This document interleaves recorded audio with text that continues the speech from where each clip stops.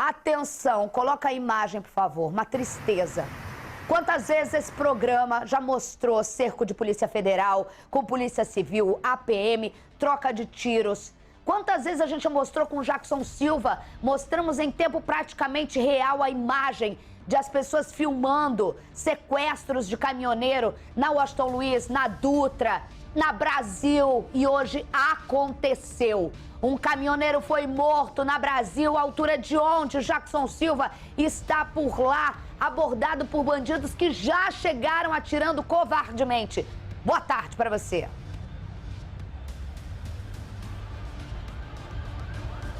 Uma triste realidade, mais uma vez, você cansou de falar no SBT Rio, lamentavelmente aconteceu. Dessa vez, aconteceu com o Jean Lucas. Para quem está assistindo ao SBT Rio agora, olha só como é que aconteceu. Por volta das 5 horas da madrugada, seguiu um comboio por essa via expressas, Avenida Brasil. Próximo ali do Complexo da Maré, mostra ele por gentileza, lá próximo ao Complexo da Maré, na altura de Bom Sucesso, seguia um comboio de caminhões, pelo menos 3 caminhões, e o Jean era o terceiro que estava na fila do comboio. Logo seguindo em direção à pista do centro, na pista central, ele foi abordado por 4 bandidos que estavam dentro de um carro. Um deles anunciou o assalto. O Jean não conseguiu ouvir o que o criminoso falava. Esse bandido atirou contra a cabine onde o Jean estava. O que aconteceu? O Jean perdeu o controle e saiu batendo nas muretas de proteção da Avenida Brasil. Ele foi arremessado, jogado na pista da lateral, também em sentido centro, e o caminhão continuou andando e bateu logo em seguida. Agora vamos mostrar a vocês como é que está o caminhão, olha só. Infelizmente, mais uma vítima da violência no Rio de Janeiro. Aqui está a marca de sangue do Jean. Quando ele foi arremessado, ele bateu primeiro aqui, depois caiu na pista da lateral, sentido centro, e ali em cima, ó, a bala de fuzil que atingiu o Jean. A família está devastada com essa violência, muito difícil. Vou falar com parentes e amigos que estão aqui. Meus sentimentos, mais uma vez, uma vítima da violência, principalmente aqui na Avenida Brasil. A Isabela Benito cansou de falar, mas os bandidos assaltam em vias expressas, roubam e matam. Dessa vez foi com parentes do senhor. Lamentável. É uma perda inimaginável. Uma pessoa, um irmão, um primo, um pai, um cunhado, tudo para todo mundo dali do nosso bairro. Com palavras a gente não tem como descrever o que ele era para todo mundo ali. Tanto para a gente como parente, como para os amigos. Desde criança ele tinha um sonho, que era seguir a carreira do pai, ser motorista de caminhão. E agora ele queria, como conseguiu, né, o caminhãozinho dele, trabalhou tanto, conquistou, estava conquistando a casa dele, e o que ele queria fazer era trabalhar e o pai dele descansar, porque o pai dele já estava, né, já trabalhou bastante, e o sonho dele era isso, era trabalhar e manter o pai dele é caminhoneiro também, entendeu? E ele estava completando os sonhos dele, né, nesse momento, quando essa tragédia aí que abalou, acho que a cidade de Itaguaí toda, tanto na família como a galera dos caminhão, todo mundo conhecia ele. É uma perda terrível e é o que acontece com o caminhoneiro. A gente sai hoje para trabalhar, a gente não sabe se volta. O caminhoneiro, não só aqui no estado do Rio ou no município do Rio, não, é todo o Brasil. A gente sai para trabalhar, a gente sai para fazer uma entrega, a gente não sabe se volta. É de respeito em lugares que a gente vai parar, é de respeito em ambientes, né, que tratam a gente com desprezo e tudo. E fica aqui uma indignação de um caminhoneiro também, sim, que vai ter que continuar trabalhando e não sabe, tem medo, tem tudo, sim, e não sabe se volta para casa. Com medo ainda. Benito. Sabe o que é? É trabalhar. Entendeu? Então é uma... Meu amor, você tá me ouvindo? Primeiro, meus pêsames. E eu tô olhando a imagem, eu quero falar muito sobre algumas imagens que eu tô vendo agora. Mas assim, eu já vou perguntar até aqui. Mas eu queria, assim, você tem que continuar trabalhando com medo que já existia e sabendo o tanto que ele é real, já que acontece tão perto, além da dor, óbvio. Essa carga que seu primo tava, você sabe que eu tô vendo um container, você sabe o que tinha na carga? Não, é peça, não serve para nada, é peça de carro, é Hyundai, é peça da Hyundai, é um transporte que a gente já vinha feito já há bastante tempo, mas não serve para nada, pô, o cara roubou em vão, ia roubar em vão, é covardia, o nome disso é covardia. Entendeu? O pedido, sabe o que é? É deixar a nossa polícia trabalhar, porque a culpa não é da polícia não, porque a polícia faz um trabalho bem feito, ela tem contato com a gente, nós temos grupo de WhatsApp, tudo que nós comunicamos com a Polícia Militar e a rodoviária aqui da Avenida Brasil, ela está sempre em contato com a gente para querer saber, mas infelizmente, eu e você, a gente sabe de onde vem essa ordem, né? E a gente sabe, Isabelle, que os traficantes, segundo a polícia está investigando, são daqui do Complexo da Maré, tá? Ah, é do Complexo da Maré. Traficantes do Comando Vermelho. Não é a primeira vez que a gente fala sobre isso. Sim. Da Nova Holanda, do Parque União, são bandidos que roubam cargas e levam novamente lá pra dentro. Essa não é a primeira vez que o SBT denuncia isso. Diga, Isabelle. Meninos, seguram aí, a gente sabe, a polícia já está investigando, a gente sabe não é a primeira vez, é do Complexo da Maré, que tem uma quadrilha especializada nisso, covardia mas também eu vou chamar a reportagem completa que mostra em detalhes, depois eu quero falar uma coisa aqui sobre questão de cargas, talvez não seja tanta ingenuidade não, é covardia, é óbvio, mas de um comércio que se alimenta assim de peças, a gente tem que saber exatamente, mas é óbvio que a gente vai falar aqui. Primeiro traz a reportagem de como aconteceu, pode rodar.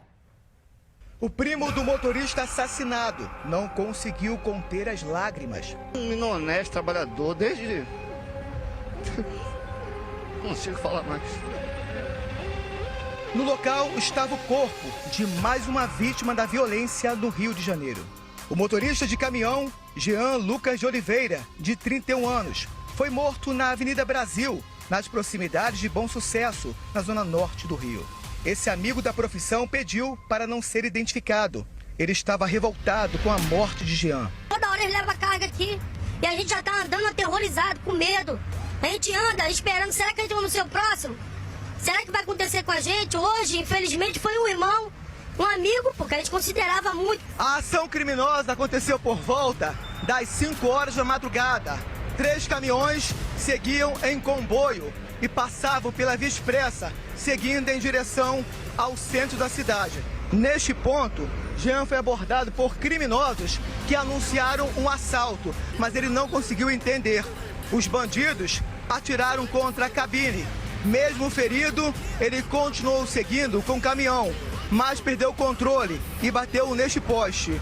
A vítima foi arremessada e caiu na outra pista. Mesmo depois da ação criminosa, o caminhão seguiu pela Avenida Brasil por cerca de 200 metros e bateu em vários pontos daqui. A gente pode ver um pedaço do veículo nesta mureta de proteção. Agora vem comigo, Pedro. Olha só. Essa parte do caminhão ficou totalmente metralhada, com várias marcas de tiros de fuzil, e a parte da cabine também a gente pode ver marca de sangue da vítima e mais um furo bem próximo do motorista. A Via Expressa ficou totalmente engarrafada. Quem seguia para o centro do Rio precisou ter paciência. Policiais militares fizeram um cinturão de segurança no local, enquanto agentes da prefeitura orientavam motoristas no trânsito. Agentes da perícia chegaram horas depois. O caminhão carregava peças de veículos. Jean morava em Itaguaí, na Baixada Fluminense. Desde criança, ele quis seguir a carreira do pai, ser motorista de caminhão. Para os amigos da profissão, o que era para ser um sonho virou um pesadelo. Uma profissão de terror. Não adianta rastreador. As empresas botam rastreador aí. Não adianta, eles já têm um equipamento que eles vêm e desligam. Não adianta nada. Entendeu? E o mais importante que é a nossa vida. Jean deixa a esposa e 2 filhos. Pede, a gente implora. A gente suplica, a gente movimenta esse Brasil, a nossa classe movimenta isso, faz isso girar. A gente pede, governador, seu Cláudio Castro, socorre. Bota o policiamento, aumenta o policiamento. A bandidagem está agindo à luz do dia e ninguém faz nada a respeito. caminhoneiro é detonado. Ninguém pensa na política de preço. Não é de agora. O caminhoneiro, ele é uma classe que, primeiro, ele fica tempos longe da família. Ele tem uma vida à parte que muita gente romantiza, mas nem conta o lado difícil de você ficar longe, de ver filho criar, de passar feriado, de passar finais de semana, de ter que dar despedida, né? A despedida. Eu sou filha de viajante, de comerciante, não de caminhoneiro, mas que pegava o carro e saía toda segunda-feira e voltava só quinta. O domingo para a vida de uma filha de viajante. Eu até hoje, o domingo me dá uma coisa assim, e eu não sei explicar por que eu amo a quinta-feira. E eu hoje sei explicar, porque era quando meu pai abria o portão e chegava vivo em casa. Mas meu medo sempre foi, como uma criança, de pensar no medo de um acidente de rodovia, que eu tinha noção, não de assalto, não de assalto. O filho do caminhoneiro, olhando agora por essa ótica e pensando aqui nessa situação, deve viver sempre com medo do pai vir para o Rio, do pai cruzar o Rio de Janeiro, da chegada, de não atender o celular, da angústia. É mais um filho de caminhoneiro que tem orgulho e que com certeza fazia mais 1, 2, 3 frete, porque sabe que o combustível é cada vez mais caro. E a economia cada vez mais injusta com quem mais trabalha, aperta no cinturão que você não tem margem mais de lucro, só que você não quer abandonar. E aí o caminhoneiro por si só deixou de poder ter só o seu caminhãozinho, teve que entrar nas grandes corporadoras. É essa a vida do caminhoneiro. É isso, não é? É o romance do Bino lá, que é o Antônio Fagundes. Bota, não é, Jackson? A gente sabe, é isso que ele tá me ouvindo agora. Não é isso, amigo. Eu sei que é a dor do teu primo, mas é a vida de vocês. Romantizam muito. Ah, porque tem cada vez tem uma vida, tem amigos, conhece o Brasil todo, conhece. Mas e o lado triste dessa história? Quer ter medo, quer ter que dirigir horas, né? Muitas vezes condenam, mas vamos falar a realidade. Sob remédio para não poder dormir, porque se parar não tem o lucro para voltar para casa, porque aqueles que você tem saudade, depende do seu frete, que cada vez mais é um lucro zero para o caminhoneiro. Eu, no meu programa de rádio, eu faço questão de dar bom dia para os caminhoneiros, para as caminhoneiras, porque eu sei que a vida de vocês não é esse romance que pintam. Vocês amam porque é da estrada. Meu pai foi da estrada e morre de saudade da estrada. Mas o lado B é a noite, o medo, o risco, a solidão e principalmente no Rio de Janeiro, o medo da morte com um vagabundo que sim, sabe o que você está carregando ou não sabe, vai dar o bote em vocês. A gente tem que falar sobre isso, a gente tem que falar das categorias que tem que virar dias e dias trabalhando. Não é para ser rico, é para sobreviver, para sobreviver. Sobreviver, é a realidade. Você falou, obrigado pelas palavras aí.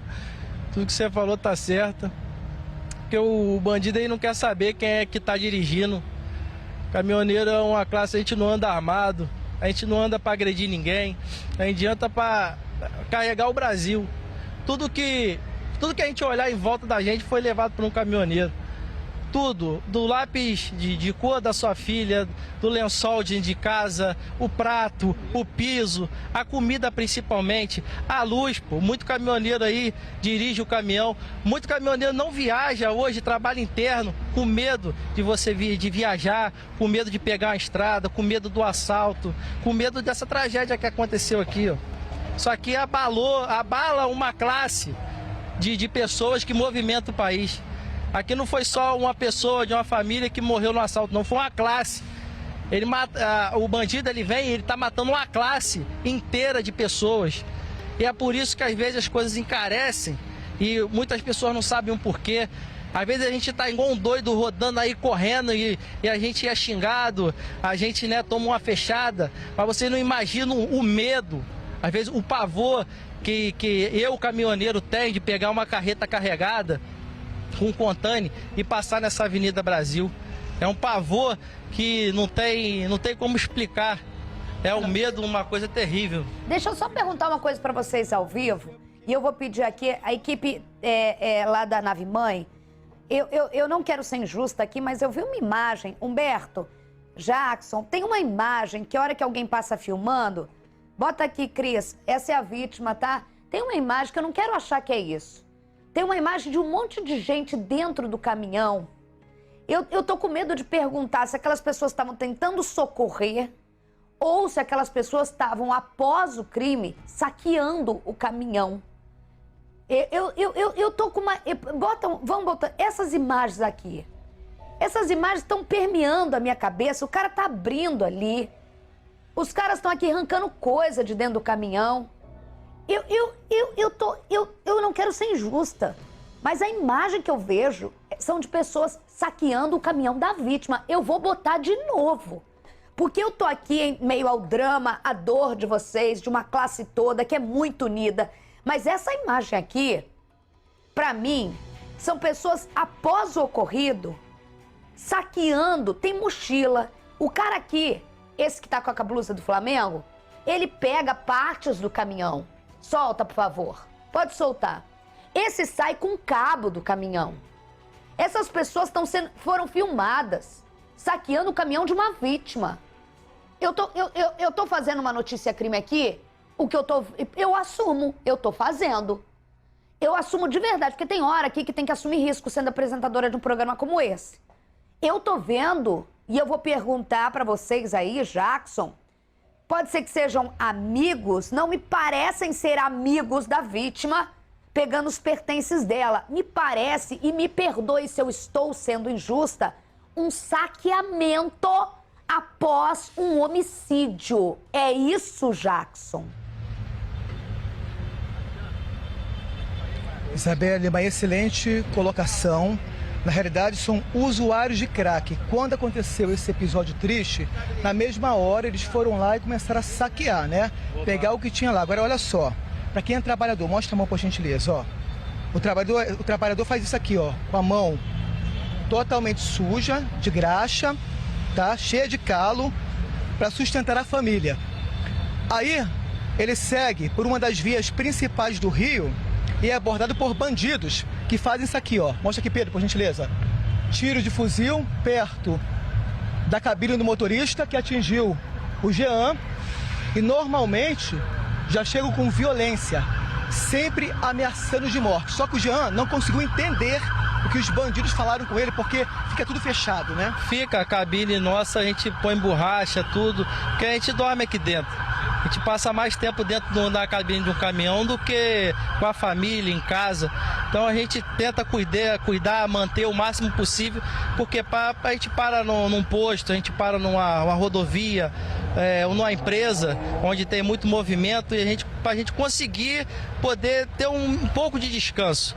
E de noite, vidro fechado, né, o ventilador ligado, não tem como você distinguir o barulho do tiro, tudo, ainda mais na cidade do Rio de Janeiro, que vira e mexe, a gente passa, é tiro pra tudo quanto é lado, é tudo isso, e os caras são agressivos, eles vêm falando que vai matar a gente, eles vêm dessa maneira aí, isso que eles fazem é o que eles fazem diariamente, pô. Eu tô falando aqui, mas amanhã eu posso ser uma vítima, eu tô com medo. Você já passou? Entendeu? Eu tô com medo. Já passei.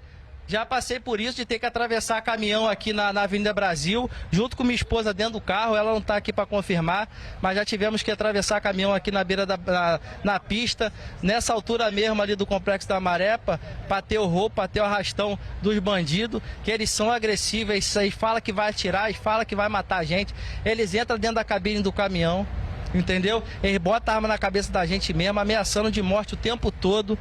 E assim, é isso que a gente passa o tempo todo. Isso aqui é a amostra do que acontece diariamente na Avenida Brasil, aqui no município do Rio de Janeiro. Eu vou falar uma coisa pra vocês. Infelizmente... Eu vou falar uma coisa pra vocês. É uma tristeza muito grande e a gente sabe que Brasil, a gente já sabe até onde vem esses ratos. Não, né? Desculpe, perdão, os ratos. Esses bandidos criminosos nojentos, né? A gente sabe de onde vem. O do Complexo do Lins, que faz assalto ali na região, onde arrasta para o Complexo, Comando Vermelho também, eu falo. Se fosse pra eu ter medo, eu já tinha há 10 anos, há 13 anos, quando eu comecei a apresentar isso daqui. São dali, do Comando Vermelho, que tem, dentro do Comando Vermelho, tem um bando de organização para roubo. de furto, de carro, de carga, e que no meio disso, sem saber dessa hierarquia toda, tem trabalhador como você, que muitas vezes não tem tempo nem de me assistir, ou me assistem e me ouvem dentro dessa boleia que é a casa de vocês. Quem sabe ali também, ali na região da Pavuna, que levam, Fazenda Botafogo, também levam. Maior facção do Rio de Janeiro, Comando Vermelho também. Você tem aí um caminhoneiro que perdeu o próprio primo, da mesma profissão, que tem o pai que é caminhoneiro, que conta pra gente, que tem os grupos de WhatsApp. Mas como que acontece? Acontece porque eles também são organizados. Ao invés de dar arma para uma população, armem as polícias. Dão mais técnica para os policiais. Façam mais concursos para policiais. Porque covarde tem medo de polícia treinada. Covarde tem medo de polícia armada e bem armada. Eles estão crescendo porque a gente não está, como população, olhando que você tem que dar aos seus e às polícias o poder a elas com investimento. Porque daí esses bandos param, porque eles também têm medo de morrer. Mas quando eles se sentem autenticados, e mesmo eles vão para cima do caminhoneiro. E não é o caminhoneiro ter que pensar que tá com o ventilador, que tá com o som ligado. Só me falta agora a gente ter que parar aqui e fazer um protocolo para, como caminhoneiro, evitar tomar tiro. Não existe isso. Não pode existir isso. Isso não pode ser normalizado. A gente já teve uma queda, mas a gente teve uma época aqui em que no Rio de Janeiro se sabia que às quintas-feiras eles agiam porque eles não agem na sorte. Provavelmente, de alguma forma, essas peças que pode parecer que nada, mas às vezes é encomenda, porque por trás disso é um bando muito organizado e autorizado pelo chefe do tráfico de onde eles vêm para conseguir fazer. Eles não vão atirar e matar trabalhador por cabeça própria. Eles são covardes, sim, mas covardes com a autorização do próprio comandante deles, no caso, o vagabundo maior. Fala, Jackson Silva.